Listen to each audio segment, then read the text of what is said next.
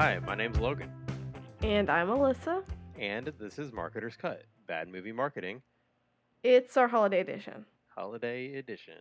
We're doing it a little early because I don't know if you've looked at what's coming out in the next couple of weeks, but it's a bunch of not holiday movies.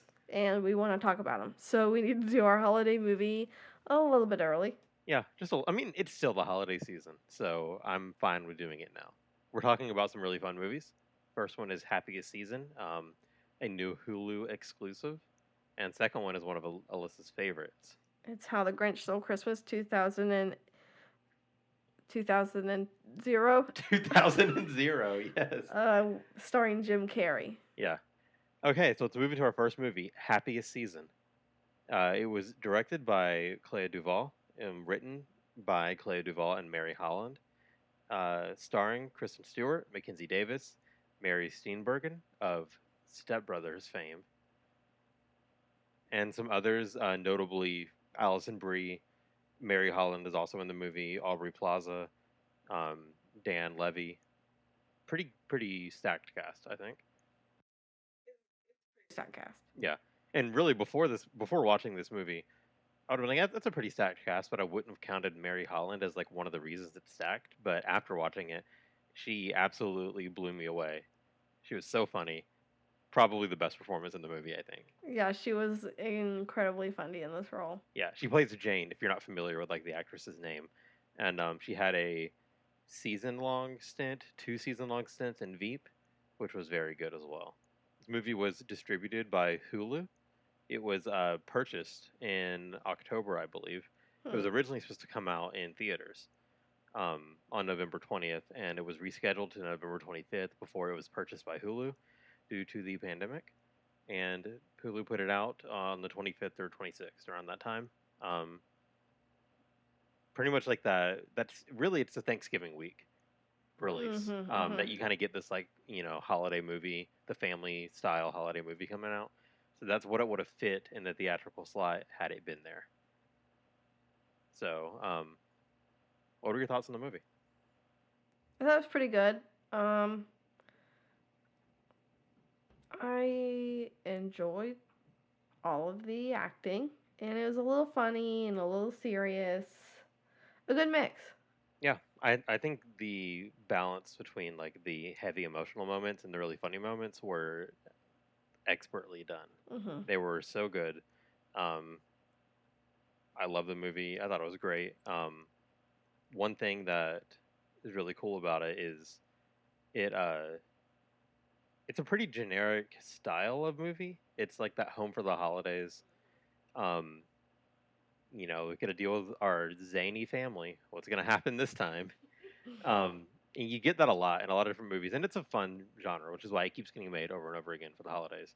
But this is like the first one made by like a large studio that stars a lesbian couple or a gay couple of any sort, um, which is a huge deal, I think. And I just think that's really really cool that Hulu put that out. It was really going to get put out in theaters at first, which is this is something you don't see a lot in theaters. And like when we worked at theaters, we had experience with like people not liking gay media and not liking that being around at all. So I really wish this would have gotten that opportunity.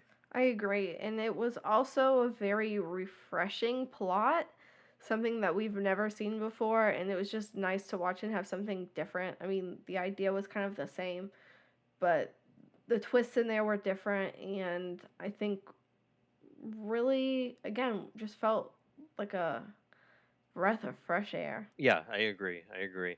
Um, we'll move on real quick. I just want to note as well, like it's a very emotionally complex movie, I guess, compared to other movies in the genre. Yes. A lot of the times, it's like there is normally some sort of conflict, and that conflict comes from somebody doing something objectively dumb or stupid or bad. Like they are the antagonist of the film, sort of. And I would say this film doesn't really have a direct antagonist, I agree with that. which is really interesting. And pretty much everyone in the film, um, some people do some shitty things. And then it tries to say, hey, they're not that shitty. Or maybe they're shitty, but there's a reason behind it, and you got to look at everyone's story. Yeah. Um, So again, like that, I think that really feeds like the breath of fresh air, Mhm. like line that we're giving it is like it just felt nice to watch something like that. Um, Rotten Tomatoes is at 88%, which I think for like a holiday rom com, that's really good. Mhm. I don't know any other like touch points to like compare it to, but 88% is good for any movie, and this is the genre that's normally sort of written off. I agree. I mean, it's definitely no Paddington, but we'll accept that and move on. I'm gonna start like fining you every time you mention Paddington. Just like that's I another dollar in the Paddington jar. Do you see this image behind me? Yeah, who framed that poster and put it up? You for me. I guess that's true. That's true. We have a Paddington 2 poster on our wall in our dining room area, so it's pretty dope. Moving on. So this movie is the most watched film on the platform during opening weekend. So on Ooh, Hulu during opening weekend. I'm impressed. Yeah, it's awesome. I'm really actually impressed because they had a really big movie come out earlier in the summer when things were even more up in the air with COVID, I guess. Mhm. No one knew what was going to happen. It'd been a while. We'd been kind of been starved for new releases for a while. Yeah. And Palm Springs came out on Hulu. And that seemed to be pretty big. So I don't have any data on it, but I would have guessed that that was like the biggest release on Hulu before, in terms of like opening weekend style thing. But this movie has surpassed that, or maybe it was never the number one, but still, I can see that. Yeah. yeah. It's also the most talked about original film on Twitter that Hulu has. Interesting. Which is another cool little stat. Like people are talking about it, people are watching it. It was received well critically. Um, I it almost makes it a little sad that this didn't get that theater experience because I feel like it maybe would have made it an even bigger impact had Yeah. it like come out in theaters and maybe more people are able to see it this way, but there's something about this kind of movie taking on like that traditional theater release and like knocking it out of the park that I wish we would have gotten to see. I agree. Yeah. Um, cool. Do you have anything else you want to talk about before we move into like the posters and the trailers and stuff? Nope, I'm ready to talk about it. Let's go. All right. Cool. Cool. Cool. Well, the trailer. I'm gonna go ahead and say I love the trailer. Yeah, I thought it was good, and I thought it really encapsulated what the movie was about. Yeah, it doesn't do anything special or unique, which is fine. I Mhm. mean, again, we talked about how this type of genre is uh, done over and over and over again. So I'm sure studios know what works in terms of trailers and how to get that going and everything. Um, I mean, the biggest thing that this has different is that it focuses on a lesbian couple, Mhm. and the trailer doesn't shy away from that. It makes it very clear that's what it's about. It doesn't try to hide it or anything. Yeah. Um, but that's something that it shouldn't be different for. You know what I Mhm. mean? Also, Tegan and Sarah wrote a song exclusively for this film called "Make You Mine" this season, and it's featured in the trailer and also in the credits of the movie. And it is a bop. It's really good. It's a great song. Um, I remember when the credits started rolling, I was like, "Oh wow, this is good." So yeah, a bop is always a good thing to have in a movie. Yeah, bop's a bop. Yep, cool, cool. The poster, pretty generic. Pretty generic. The family is in a frame because they're a family, and it's like we're a family photo, and the mom makes a big deal about getting a good photo for Instagram. So ties up well. Yeah. Generic. Does the job. Yeah, it does the job for sure. The tagline is amazing. It's this holiday, come out and meet the family. I mean, I don't know if it's as good as my first tagline for the witches. Roll dolls, the Yeah. witches. What was your tagline for that? Remind me, please.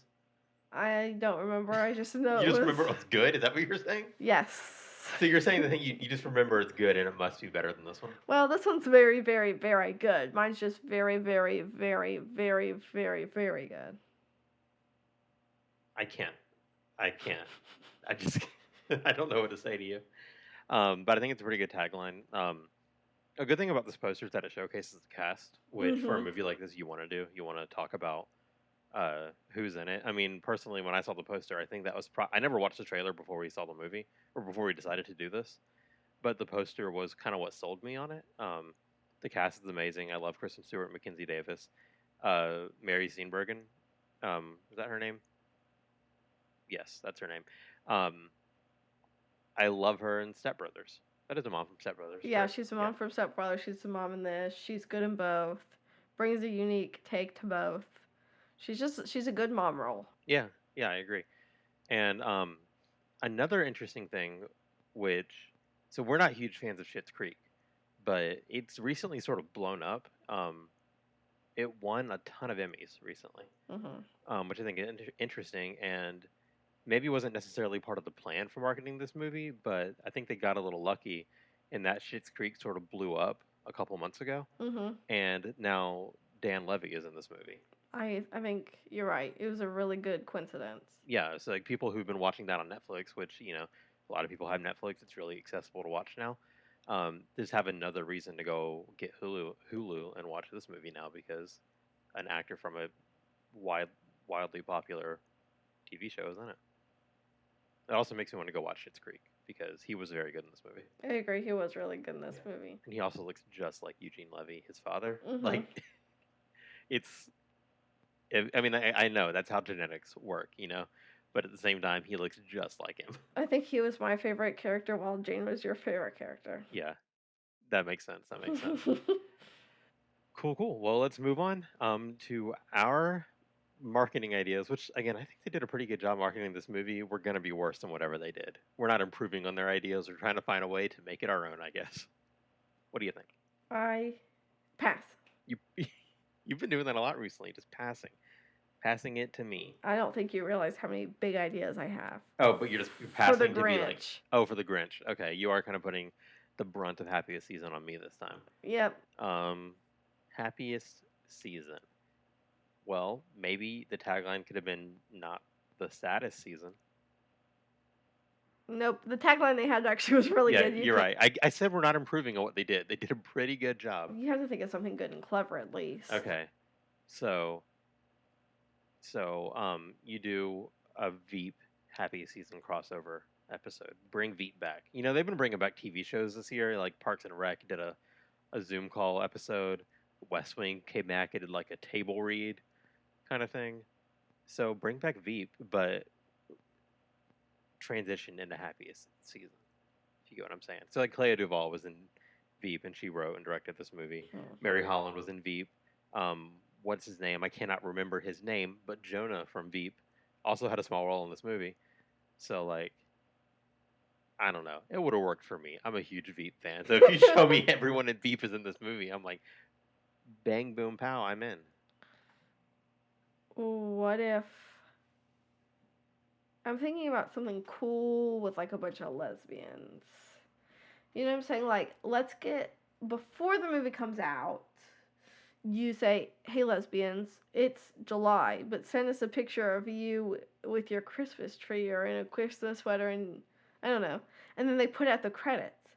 And then not only those lesbians are now looking for themselves at the end of this movie, their family members are also looking for them. I think you could really be like, "Hey, guess what? I might be in the end of this movie," and then you have a bunch of people watching it. So you want Happiest Season to pull a Billy on the street and at the end of the movie just say, hey, look at all these lesbians? Yeah. Yes. Yes. I'm Yeah. not sure how well that would go. I mean, it worked out for Billy on Billy on the Street. You seemed intrigued by the idea when I first started saying it. Your I don't know face what. got intrigued. That was not intrigue. It was a worry. Where is she going with this? But I mean, no, I could see how that'd be sort of cool. Like, let's celebrate gayness. Yeah. Uh, let's just do it. Another cool because this movie has a big focus on like everyone's story is different and everything. So I don't know if there could be like a share your story, share how your story went, and sort of campaign on social media and stuff like that, and see if you can inspire some people to like share what's gone on in their life. Because I mean, I do think that's sort of what this movie's trying to do is it's trying to engender like some sort of acceptance of all these different sorts of stories and everything. So obviously, you don't want it to be like exploitative and say like, "Oh, this is a movie with lesbians. Let's only go after lesbians." But if you do it right, you actually try to boost them up and stuff. It's an interesting idea. Listen, not just lesbians. All of the queer people should do it, not just lesbians. One thing I would have, and I mean maybe this was the case and stuff, but I would like for like the marketing team behind this movie to have those sorts of experiences as well. Like if you have, you know, LGBTQ members behind the screen. Mhm. I mean, obviously there were people who had those experiences making the movie, but I think it's also important for marketing as I, well. I think so too. Yeah. Um, and it's harder for me because I'm a straight white dude Mhm. to say like, oh, this is the perfect thing to do for this movie. But I mean, really, I think the best thing to do is let someone who's gay or someone who's lesbian or you know, um, Someone who's anyone in had. the LGBTQ community, someone who's had an experience like this, like Mhm. lead the marketing campaign for it because I think that's the best way to like genuinely push this movie. Mhm. I completely agree with that. 112%. 112%. Isn't that the boiling point? Well, one like percents, Oh. no. Two, it's 212 degrees. Wow. Perfect. Do we have anything else for this movie? I mean, like again, they did a really good job of focusing on who's in the movie and everything. Like Aubrey Plaza like went on different late night shows and was like, "Yeah, I think I should have ended up with Kristen Stewart's character too," and stuff like that. Um, Interesting. yeah, so I mean, they did a pretty good job of. I mean, it was the most talked about film of theirs on Twitter as well. So clearly, they did a great job of like getting people to talk about it where you want people talking about it, like social media. You know, you get popular YouTube videos from these late night shows, and then you get all this organic traffic and conversation happening on Twitter. Mhm. They just did a really great job, and everything we're saying is just making their ideas worse. Yeah. Yeah. Yeah. Is there some way that you can like, so you have happiest season, and then they're there and they're like, I have to go home for the holidays, but like I haven't told my parents that I'm gay yet. And they get home and the dad is the Grinch. I just have a good title for this. What? You're talking to me and I zone out. I do You that zoned out, so you sometimes. didn't. Oh, so let me say it one more time. The dad is the Grinch. I heard you say it, but I don't understand the context. What if this movie was called Gayest Season? Did they miss an opportunity there? I just have a play on words. Never. Yeah, that's normally my thing. Is like the play on words, but you did it. It's all in my brain. I'm rubbing off on you. No, don't say that. You're becoming more and more like me every day. No. It's beautiful. It's a beautiful thing to watch. No. They grow up right in front of your eyes. They become you right in front of your eyes. Okay, let's move on. So the Grinch. Yeah, the Grinch. Oh yeah, remember? So like they go home. It's like my dad's a Grinch. Like it makes sense, right? No. Why?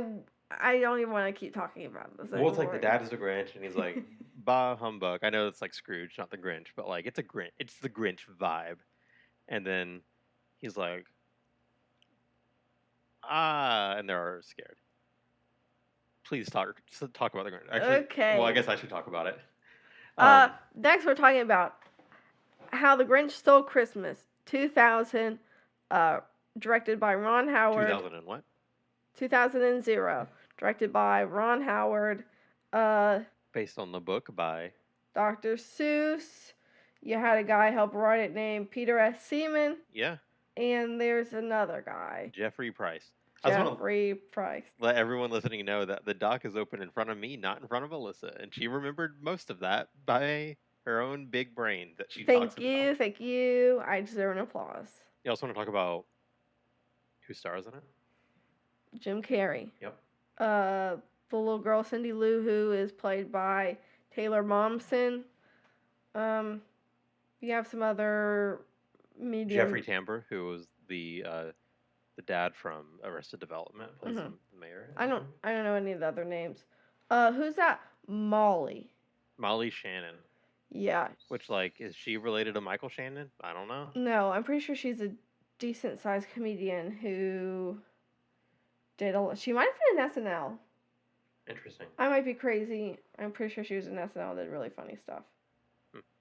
Well, I mean, I say pretty good cast. Like it focuses a lot on Jim Carrey, and he's pretty good in this. Agreed. Yeah. It was distributed by Universal Studios. So listen, this movie came out in 2000 2000 and what? and 2000, and that means it had a theatrical release. Remember that, friends? When theaters existed? So it came out on November 19th, 2000, which is cool because it's like the same release date. Like mid-November is a great time to release a holiday movie because it gives people plenty of time to soak in the holiday spirit and go see these movies. It's not like, oh, it's Christmas Day, let's go see the Christmas movie, and then it dies off after that. You give it a nice, you know, 4 to 8 weeks to breathe before the holidays are over. So that's great. Budget was $123 million, which honestly, I'm a little shocked that it was that high. Sorry, Alyssa is getting back to me with her research. Breaking news, hot off the press. Is she an SNL comedian? She was from SNL. She's also done like a billion other things. If you saw her IMDb right now, you would be like shocked, appalled. She was Denise on Scrubs. Do you remember that one episode with Denise? Denise. I feel like I should. She's only one episode in 2004. She's been on Bob's Burgers. She was in Hotel Transylvania. I mean, she's just like. God, Denise, 2004. That's like right when Scrubs started. Zach Braff, if you're listening, I'm sorry. I don't remember. I'm sorry. Bill Lawrence, I'm sorry. Donald Faison, I'm sorry. You would know her if you saw her. Okay, so Denise rant over. That was really cool. Thank you for letting me know about all of that, Alyssa. Let's see, where was I at? So the budget, 123 million. Looking at this, I wouldn't think that the budget was that high. But at the same time, the sets and makeup and everything are very intricate. So I think there was a lot of money spent there, and I'm sure Jim Carrey wasn't very cheap. I'm sure his Grinch suit wasn't very cheap. That's true. It took 2 hours to get on every day and 1 hour to take off. It was terrible. I'm glad you know that. Thank you. You're welcome. So the film, its opening weekend, it made $55 million. It grossed $345 million worldwide. 75% of that is domestic, which is wild because normally it's more of a 40% domestic, 60% international split. Mm-hmm. And this is 75-25, which is just sort of unexpected. It became the 6th highest grossing film of 2000 with only about 6 weeks in theaters. And it was originally the 2nd highest grossing holiday film of all time behind Home Alone. Mm-hmm. You want to guess what movie overthrew both of those? I would hope Elf. No. No. No. Santa Claus? More recent. More recent? Have I seen it? Yeah. It's more related to these than you would think. You ready? Want me to tell you? Not the other Grinch. The Grinch. That was a good voice, right? The animated It was the one? animated Illumination Grinch overthrew both of those. That was a big hit. I don't know if you remember. That did really well. I don't remember it being that much of a hit because I also did think. I mean, I loved it. It was the Grinch, but like it wasn't that good of a movie. Yeah, it wasn't nearly as good as this. But so I guess we both worked at theaters in Athens at the time. I worked at the more family-friendly theater. We were slammed with that movie a bunch. It did really well with us. But maybe you guys weren't as slammed with it. Yeah, I don't remember. I just remember screening it, watching it, and all my best friends were there. Yeah. So yeah, that'd be Home Alone and the say original, but the original live-action Grinch. It won an Academy Award for Best Makeup, and also got nominations for Best Art Direction and Best Costume Design, which like I would completely agree with all of that. Those are the best parts of the movie. Yeah, I think so too. The set is so elaborate and so cool. I think that the Dr. Seuss architecture itself is very interesting. The makeup was good. It was just all so good. Before his death in 1991, Dr. Seuss wouldn't sell the film rights to his books. However, his widow, Audrey Geisel, agreed to a bunch of merchandising deals and clothing line stuff, accessories, CDs, and stuff after he died. And in 1998, she announced via letter that she would auction the film rights to How the Grinch Stole Christmas. She had a couple of requirements, like she needed to make this much from the box office gross. She has to pay, or they'd have to pay her this much for the rights to make it. One thing I thought was really cool though is the letter stated that any actor submitted for the Grinch must be of comparable stature to Jack Nicholson, Jim Carrey, Robin Williams, and Dustin Hoffman. So I think they got it pretty on the nose when they just went ahead and got Jim Carrey. But imagine Jack Nicholson doing the Grinch. I can't. Like I can see like the grumpiness, but I can't see the whimsy. Yeah, yeah. So that would have been really interesting. But yeah, so let's get into the real marketing stuff. Um, you found some great stuff about some Grinch promotional stuff, an article on IGN from 2000. You want to talk about that?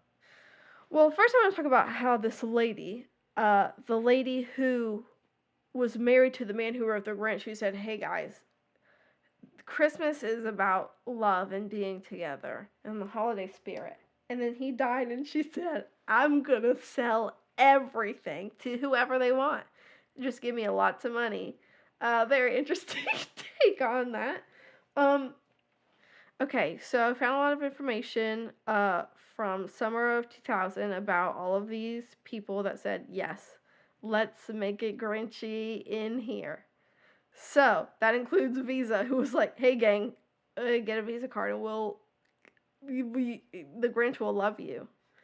And everyone's like, cool, yeah. I mean, I would have done it. If I wasn't 4, I would have probably done it. And then there was Hershey's, who had like, I think it was like 55 different products that had a bunch of different Grinch stuff on it. Love that. You could have gotten like a decorative Grinch bowl. I would do anything to have that bowl right now and put some candy in it. Wendy's was like, here are some Grinch toys. I would love that. I bet I got some Grinch toys from Probably. them, and I absolutely love them. And then Nabisco was like, hey, if you get our Grinch packaged thing, and you figure out why it's Grinched, you get a prize if you're the first 1,000,000 people to do it. And then everyone got entered if you found it, $100,000 grand prize sweepstakes thing you were put into. So, I mean, wow. I just keep reading this stuff. It's a lot. It is. And really those are just like the main things. You know what I'm saying? Like everyone's like, let's get on this Grinch train. And then in 6 weeks, it had been the second most popular movie of 2000. Yeah, it is. Or second most popular Christmas movie of all time. Oh, I thought it was six highest grossing. Oh, 2000, 6. Yeah. But no, that all that stuff is really interesting. I love how like the Grinch is about as anti-consumerist as a big studio film is gonna get, and then the marketers were like, "Boom, consumerism." It was really cool. Like, here's your Visa card. Go buy some Grinch Happy Meals with your Visa card. Go get that burger from Wendy's and like take a big bite of that big old green burger. Yep. And that's obviously amazing.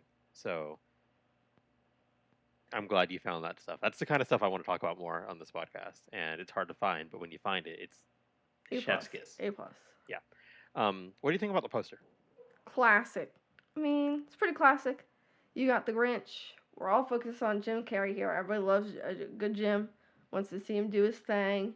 He's in the front, and it's got his name on it. And then it shows the little city down below. And Yeah. he's an evil man. And now we're gonna watch him do his thing. Okay. The trailer does pretty much the same thing. It's got that very 90s, early 2000s feel of, like the narrator, and it's like, ooh, everyone's loving Christmas except for this green dude. He hates it. And let's show you everything that happens in the movie after that point. I mean, trailer is nothing to write home about, but it is something to write. What did you gonna say there? It is something to write. It's something to write gnome about. Move on, please. Let's go on. Let's go. Yeah.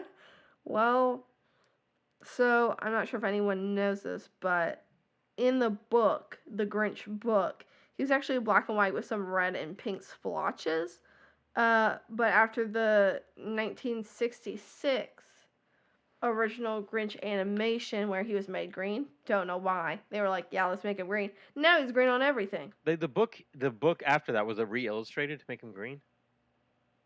Because I remember reading the book. I don't remember the Grinch being like black with dots. I Listen, that's remember it called a being mandala effect. I will show you right now what this old Grinch looked like. like in the books that I read when I was in elementary school. It looks like what you're about to show me. I'm pretty sure it does. Well, because I saw it and I was like, oh, okay. Look at this man. Oh my, yo, you're right.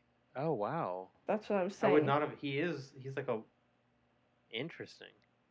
I know. I'd love to have the original book to see that. But I mean, he's green everywhere else. And like, he rocks the green. The green with his like classic Santa red and white.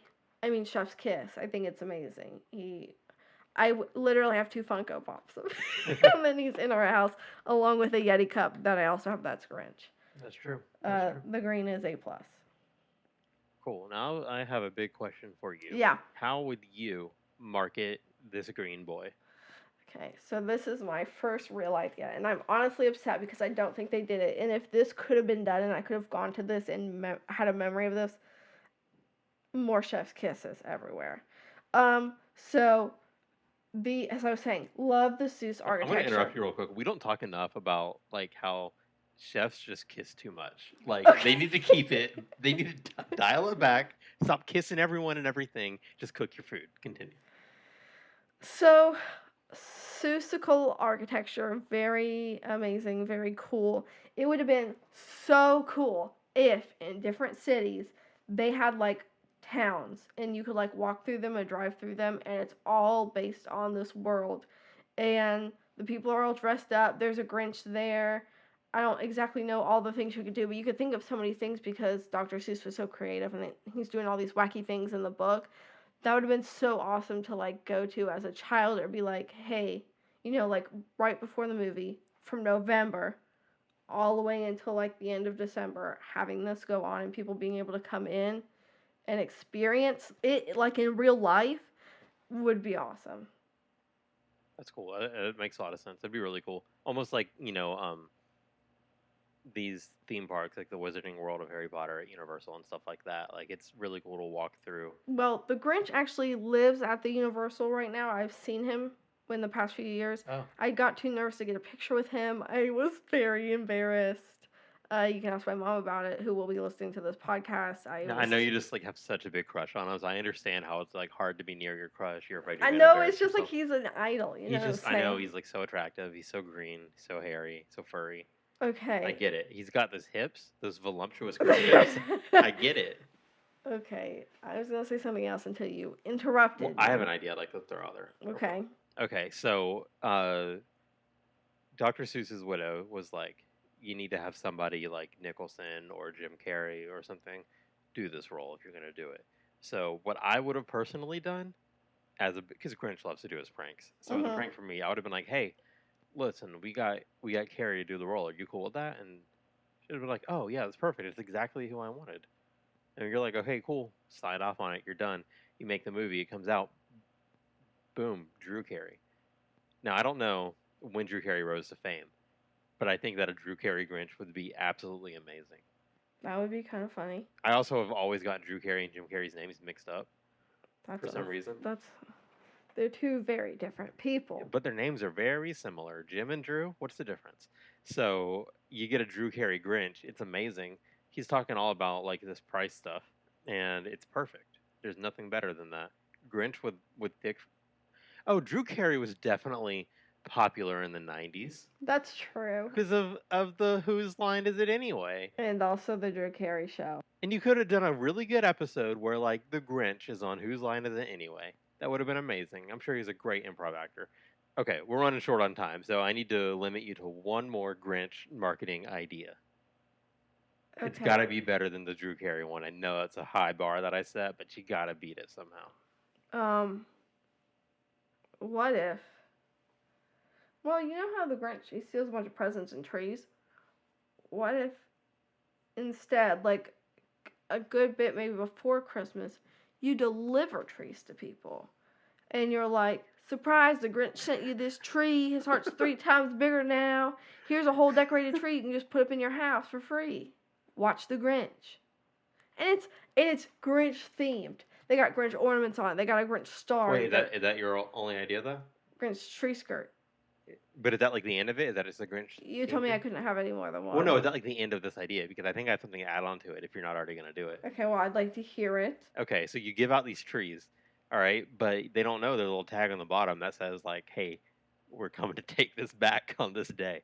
So someone comes and steals the trees back, and they're like, "Oh no, where'd my trees go?" And then you send them something you're like, "Hey, go watch the Grinch."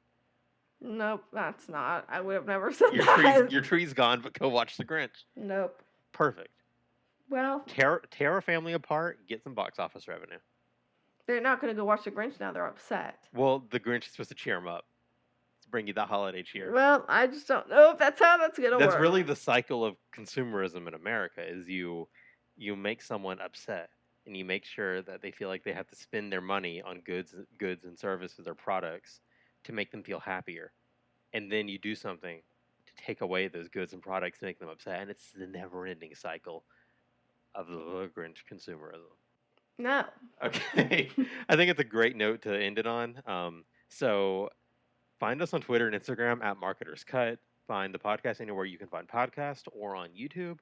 Learn more at marketerscut.com. I want to thank Jacob Wall for his artwork. Find more of his stuff on Instagram at JacobArtWall.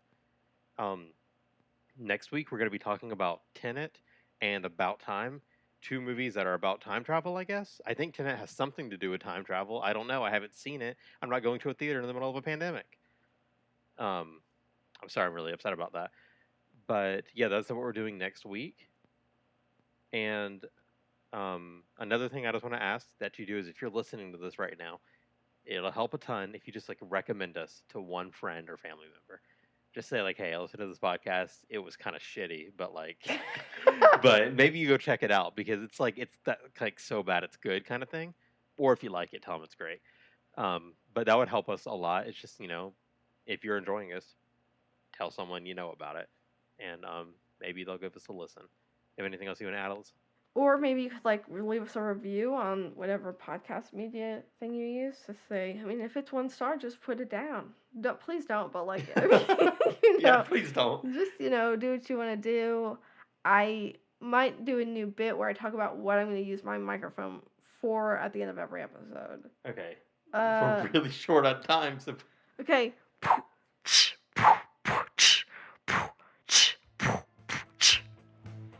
Goodbye.